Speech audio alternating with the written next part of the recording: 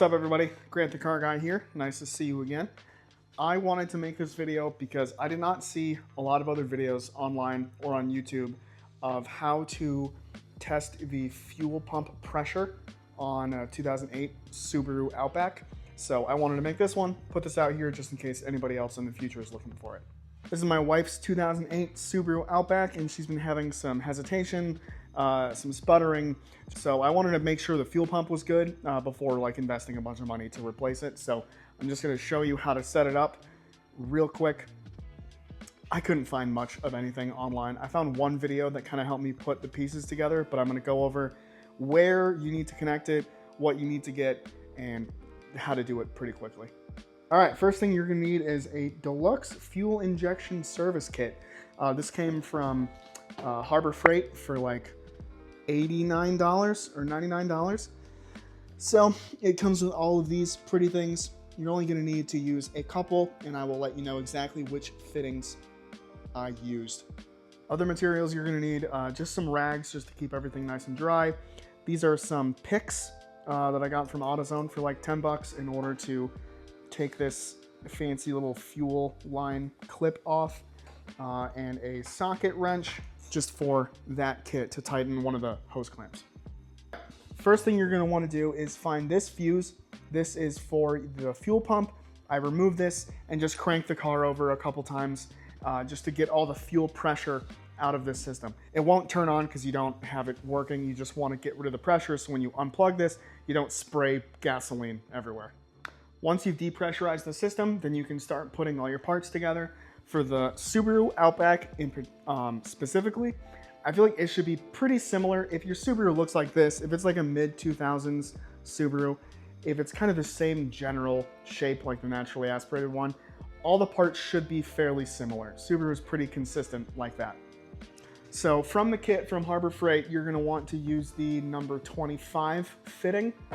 This is the pressure dial. Oop. And then the other fitting you're going to want to use is the number 28. I don't know if you can see that. Kind of.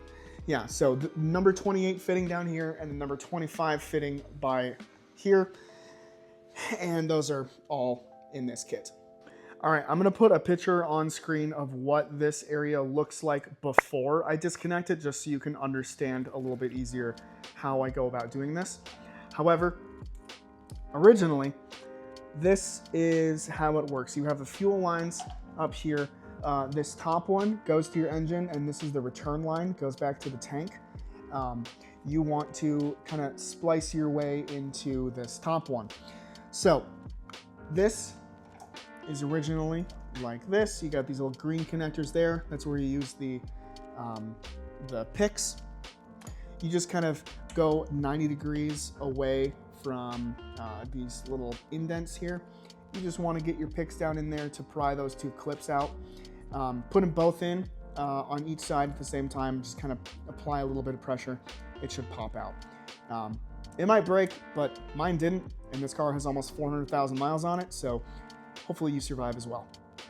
So once that side is off, you're going to undo this little screw clamp from this side, and that's where this hose was in. So it was like that, and then that clipped right back in there.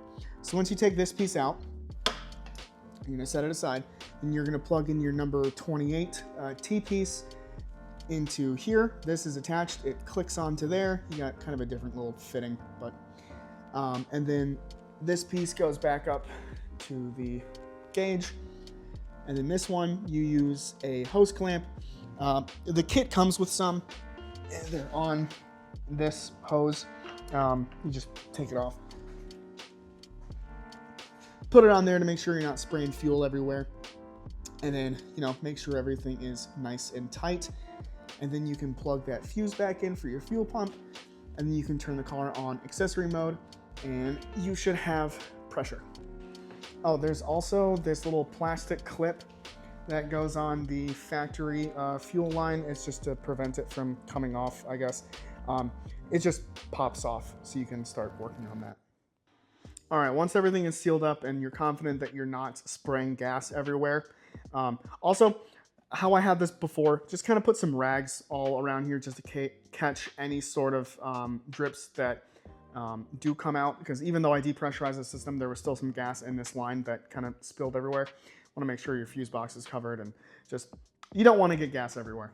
Oh, I forgot to say, to put everything back, just do everything in reverse. Unplug that fuse, depressurize it, and then you can put everything back the way it was. Just kind of do everything in reverse, if that wasn't self-explanatory.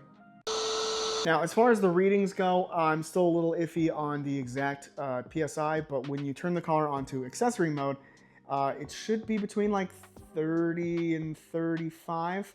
And then when you start the car and let it idle, you should be sitting around like 50 to 51 PSI.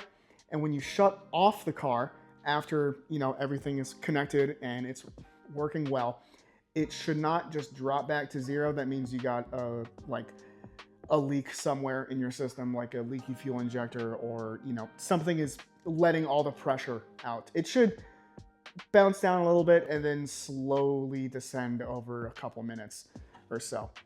That's kind of all I wanted to talk about. Just a quick little video here. I didn't find anything very specific for this era of Subaru, so I wanted to be the one to get it out there. But if you have any questions at all, comment down below. I respond to all of them. So this worked out pretty well. It may seem intimidating getting into your fuel system, but really wasn't that bad. I feel like this plastic clip could be, you know, your worst nightmare if it breaks, but I'm pretty sure they sell them for pretty cheap. So it shouldn't be too bad of a replacement.